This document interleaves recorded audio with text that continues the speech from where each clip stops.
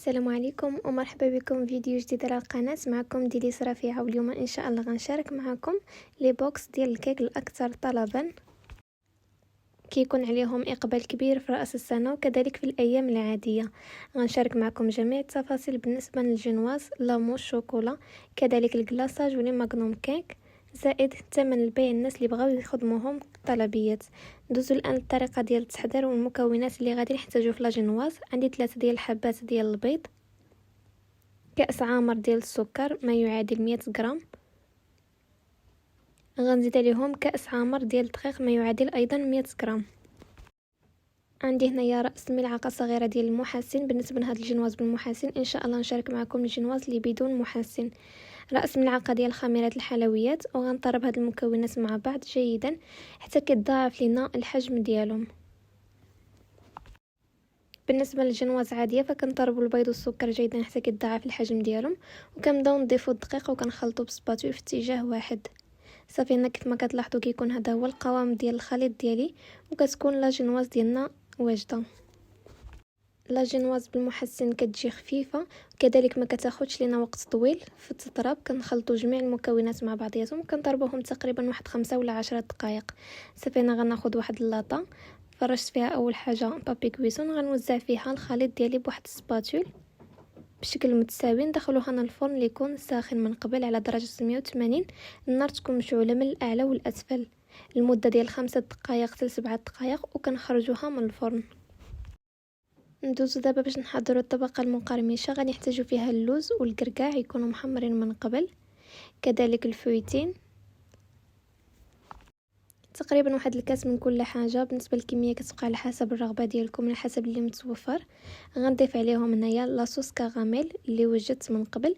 يمكن لكم تستعملوا صلصه ديال الكراميل الواجده ولا تعوضوها بالبخاليني على حسب اللي متوفر عندكم. غنخلط هادشي مزيان، وهنا غندوز باش نقطع على جنواز ديالي من بعد ما كطيب، وغنعملها في هاد لي سيركل من بعد ما كنكون غلفتهم بالسلوفان من قبل. صافي هنا غندوز باش نسقي الجنواز. عندي هنايا السيرو ديال الماء والسكر والفانيليا، كنسقي به الجنواز ديالي بواحد البانسو ولا غير بواحد الملعقه. وهنا غناخذ ديك الطبقه مقرمشه اللي حضرت، غنوزعها على لي كاطو ديالي بجوج. هنا جاتني قليله وزدت الكميه حيت كانوا عندي جوج ديال لي كاطو. صافي هنا من بعد ما زدت الكميه ديال الطبقه المقرمشه وزعتهم بشكل متساوي. نحاولوا نخليوها غير في الوسط، ما نخرجوهاش مع الجوانب. هنا غندوزو باش نحضروا لامون شوكولا. غنحتاج فيها 200 غرام ديال الشوكولا غيش، يمكن لكم تعوضوها بماكاو، كذلك 70 غرام ديال السكر، و50 غرام ديال الماء. عندي هنايا 4 ديال اصفار البيض ما يعادل 70 غرام، و4 ديال الوريقات ديال الجيلاتين. هنا العبارات ديال لاموز ضروري يكون عندكم الميزان. كذلك غنحتاج هنايا 300 غرام ديال الكريمه. غنخلي الكريمه ديالي على جنب وندوز باش نحضر لاموز شوكولا. في واحد الكاسرونه غنفرغ السكر وغنزيد عليه الماء، غنحطهم على نار اللي تكون متوسطه حتى كيبدا لينا بالغليان وكيشكل لينا هاد الفقاعات. مباشره كنحيدها من فوق النار، وكناخذ داك اصفر البيض كنضربو بواحد الفورشيط ولا بواحد الملعقه. عاد غنضيف ليهم السيرو ديال الماء والسكر اللي حضرت من قبل باش البيض والسيرو يرجعوا لنا بنفس الدرجه ديال الحراره. الا فرغنا البيض مباشره بلا ما نعملوا هاد الخطوه فالبيض ديالنا كيطيب لنا وكيشكل لنا واحد الطريفات ديال البيض طايب. صافي هنا غنرجع داك البيض على السيرو وغنحرك مزيان بواحد السباتول، وغنعاودو نرجعوه على نار اللي تكون متوسطه، وحنا كنحركو حتى كيبدا يعقد لنا البيض ديالنا وكيصبح لنا بهذا الشكل هذا. غنزيد 200 غرام ديال الشوكولاته وغنحرك مزيان حتى كتذوب لنا داك الشوكولا. وهنا مباشره غنضيف 4 ديال الوريقات ديال الجيلاتين اللي رطبت في الماء البارد من قبل. غنحرك هادشي مزيان. بالنسبه للكريمه السائله فطلعتها نصف طلعه من قبل، كيف ما كتشوفوا الكريمه ما طلعش مزيان، غير نصف طلعه فقط. غير تبدا تطلع لينا الكريمه صافي كنوقفوا تضرب. صافي هنا مباشره غنضيف هذا الخليط على الكريمه، وغناخذ هنا واحد الفويل خلاط اليدوي وغنطرب هاد الكريمه مزيان وكتكون لاموس شوكولا ديالنا واجده. بالنسبه لهاد لاموس هي المعتمده عندي في جميع لي كاطو كلاصي. صافي هنا غادي نفرغ هاد لاموس في لي كاطو بجوج. بالنسبه لهاد القياس ديال لاموس شوكولا اللي عطيتكم كيخرج لي كاطو القياس ديال كيلو 200 حتى الكيلو 300 ولا 400. بالنسبه انا قسمتها على جوج فكتعطيني كل كاطو فيه 600 حتى 700 غرام على حسب باش زوقنا لي كاطو ديالنا. صافي هنا كنحاول نساوي الوجه ديالهم وغندخلهم للمجمد لمده ديال 5 سوايع على الاقل. من الاحسن تخليوهم ليله كامله، من الاحسن تخليوهم يباتوا باش كيشبروا في راسهم مزيان. وبالنسبه للاحتفاظ ديالهم فكنغلفوهم بواحد السلوفان من الفوق. يمكن لكم تحتفظوا بهم لمده ديال اكثر من 15 يوم. يمكن لكم توجدوهم على بكري وتستعملوهم في الوقت ديال الطلبيات. هنا غادي ندوزو باش نحضروا لي ماغنوم كيك. غنحتاجو فيهم كيك ديال الشوكولا طحنته من قبل. غنزيد عليه هنايا الكراميل تقريبا واحد الملعقتين. يمكن لكم تعوضوها بالبخاليني. وهنا عندي كذلك الفويتين واللوز. بالنسبه للوز طبعا محمر من قبل. غنحتاج هنايا واحد 30 غرام ديال شوكولا غيش، واحد ربع كاس ديال الكريمه السائله. غنسخن الكريمه السائله حتى كتبدا بالغليان وكنضيفها على هاد الشوكولاته وكنحرك مزيان حتى كتذوب لينا الشوكولا ديالنا. بالنسبه لهاد الكريمه والشوكولا اختياريين، الا ما كانوش عندكم يمكن لكم تستغناو عليهم وتكتفيو بالكيك والمكسرات والكراميل. صافي هنا من بعد ما دابت هاد الشوكولا غندوزو للطريقه ديال التحضير. غنفرغها على الكيك، نضيف الفويتين واللوز. يمكن لكم تستعملوا اي مكسرات متوفرين عندكم وغنحرك مزيان حتى كتصبح لنا الحشوه ديالنا بهذا الشكل هذا. وهنا مباشره غادي ندوز. غنحتاجو 200 غرام ديال الشوكولا. انا استعملت هنا كالا، يمكن لكم تستعملوا اما كالا ولا ماكاو. غنخليه يذوب في باماغي. وغنحتاج هنايا لي سيليكون ديال لي ماغنوم. يمكن لكم تستعملوا اي نوعيه متوفره عندكم. بالنسبه للثمن ديال هذا السيليكون ديال ماغنوم هو 40 درهم، فيه 8 ديال الحبات. وهذا ديال القليبات ب 35 درهم حتى هو فيه 8 ديال الحبات. والاثمنه كيختلفوا من مدينه لمدينه. هنا من بعد ما ذوبت الشوكولا خليتها تبرد شويه باش ما تبقاش خفيفه بزاف. وغنعمل بها اول طبقه ديال الشوكولا في القوالب ديال السيليكون ديالي. غندخلهم الثلاجه لمده ديال 5 دقائق غير تبرد لينا هاد الشوكولا. من بعد ما كيبردوا كنعاود واحد الطبقه رقيقه ديال الشوكولا غير في الجوانب باش لي ماغنوم ديالنا فاش كنحيدوهم ما كيتهرسوش، وفي نفس الوقت ما كتبقاش باينه داك الحشوه ديال الشوكولا من الجوانب. دخلتهم يبردوا لمده ديال 5 دقائق مره اخرى. وهنا غادي نبدا نعمرهم بهاد الحشوه اللي حضرنا من قبل. وصافي غنعمل الطبقه الاخيره ديال الشوكولاته. غنرجعهم للمره الثالثه من الثلاجه غير تعقد لينا داك الشوكولا وتجمد. ومباشره كنخرجوهم وكنديمو ليهم من الليمون ديالهم.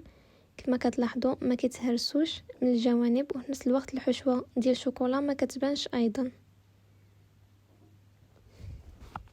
صافي نخليوهم على جنب وندوزو باش نحضروا الكلاصاج اللي غنكلاصيو به لي كاطو ديالنا. غادي نحتاج فيه 150 غرام ديال الكريمه السائله، 120 غرام ديال النباج، 250 غرام ديال شوكولا بيضاء. انا استعملت هنايا ماكاو، يمكن لكم تستعملوا شوكولا غيش.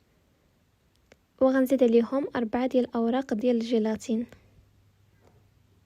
ندوزو لدابا الطريقه ديال التحضير ديال الكلاصاج. طريقه سهله ومبسطه دغيا كيوجد غير ب4 ديال المكونات. غناخذ واحد الكاسرونه غنفرغ فيها الكريمه السائله. اول حاجه غنضيف عليها 120 غرام ديال النباج وغنحطهم على نار اللي تكون متوسطه حتى كتبدا لينا الكريمه ديالنا بالغليان وحتى كيذوب لينا داك النباج. كيرجع الخليط ديالنا بهذا الشكل هذا. هنا مباشره كنحيدوه من فوق النار وكنضيفوا 250 غرام ديال الشوكولا البيضاء. بالنسبه للكميه ديال هاد الكلاصاج فكتغطي لينا كاطو ديال كيلو ولا جوج ديال لي كاطو بحال اللي استعملت انا. كل كاطو فيه نص كيلو. غنحرك داك الشوكولا حتى كتذوب مزيان وكنضيف 4 ديال الوريقات ديال الجيلاتين اللي رطبت في الماء البارد من قبل. غنخلط حتى كيذوب لينا داك الجيلاتين. وهنا مباشره كنضيف عليهم ملون ابيض. ضروري انكم تضيفوا ملون ابيض قبل ما تلونوا الكلاصاج ديالكم باي ملون. صافي انا خديت واحد المعلقه صغيره وغنطحن الكل في الخلاط الكهربائي. كيكون هذا هو الشكل ديال الكلاصاج ديالنا. كنخليوه حتى كيبرد خارج الثلاجه حتى كيصبح بدرجه حراره المطبخ، وكنكلاصيو به لي كاطو ديالنا. صافي هنا لي كاطو ديالي من بعد ما جمدوا لمده ديال ليله كامله. عندي هنايا مجفف ديال الشعر خاص بالكلاصاج، كنحاول نسخن به هاد الجوانب ديال الكاطو. ممكن لكم تستعملوا غير شي زيف، تعملوه في الماء اللي يكون سخون من قبل وتمسحوا به الجوانب. صافي هنا غادي نحيدهم من السيركل، نضغطوها من التحت ونطلعوهم للفوق وكيحيدوا بسهوله. هنايا خديت واحد السلافه وواحد الصينيه وغندوز باش نكلاصي لي كاطو من بعد ما كيكونوا جمدوا لمده ديال ليله كامله، والكلاصاج ديالنا حتى هو كيكون برد. بالنسبه لهاد الجوانب اللي كيبقاو يقطروا فكنستعملوا غير واحد الموس وكنحاولوا ندخلوهم للداخل. في الجوانب كنزين بالفويتين، ولا يمكن لكم تزينوا بالكوكو على حسب الرغبه ديالكم. وكنحطوا الكاطو ديالنا على اللونكيت وكنرجعوه للثلاجه. غندوز دابا باش نكلاصي معكم الكاطو على شكل مربع. اول حاجه غادي نفرغ الكلاصاج الابيض، تنغطي الكاطو ديالي مزيان. في الجوانب غناخد شويه ديال الكلاصاج احمر، غنشكلو غير بواحد الملعقه على شكل خطوط، وغنستعمل مجفف ديال الشعر لدرجه اللي تكون بارده ومنخفضه، غير باش كنتحصلوا على هذا الشكل هذا مغبغي في الجوانب. صافي بنفس الطريقه غناخد واحد الموس وغنحاول نجمع به داك القطيرات ديال الكلاصاج اللي كيطيحوا. غنستعمل كذلك الفويتين من الجوانب باش نزين الكاطو ديالي، وكيكون الكاطو ديالنا واجد. صافي هنا غنرجعوه حتى هو للثلاجه، وغندوز دابا معكم الشكل النهائي. كيف ما كتلاحظوا كيكون هذا هو الشكل ديال الكاطو. بالنسبه للثمن اللي كنخرجو هو 80 درهم، وبالنسبه للكيلو فكنخرجوا بين 120 و 130 درهم للكيلو. بالنسبه للثمن ديال البوكس الثاني اللي كان ديال 4 ديال الاشخاص، الثمن اللي كنخرجوا به هو 180 درهم توصيل مجاني. بالنسبه لهذا البوكس زدت معاه 4 ديال الشوكولا رافاييلو و4 ديال الكوكا. فبالنسبه للاثمنه كاملين اللي كنخرج بهم لي بوكس ديالي اشكال اخرى غتلقاوهم كاملين عندي على الصفحه ديالي في الانستغرام. فبالنسبه للناس ديال طنجة بغاو اي كوموند ما عليهم غير يتواصلوا معنا عبر الانستغرام ولا على الرقم اللي ظاهر في الشاشه. ومرحبا بالطلبيات ديالكم. كنتمنى هذا الفيديو نال الاعجاب ديالكم وتكونوا استفدتوا منه، والى فيديو قادم ان شاء الله.